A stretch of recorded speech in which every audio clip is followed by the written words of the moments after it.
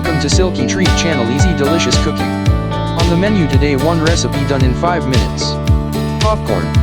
Ingredients: dry corn, salt, butter, sugar white, brown or dark brown, honey. Preparation: fill 1 scoop of dry corn in the machine cup shaped lid, or a handful will do. Pour in the electric hot air blower machine. Turn on the machine and wait for it to blow naturally the inserted dry corn. Once they start popping, make sure to catch each popcorn in a large salad bowl. Warning: the popcorn and the bowl will get very hot. Never insert any liquid in this electric machine. 1 filling makes a bowl of hot popcorn. Once all popped in your bowl, add the ingredient that pleases you. Sugar white, brown, dark brown, honey, butter, salt.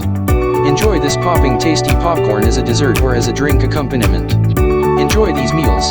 Thank you for watching. Subscribe, share, like and comment if you wish.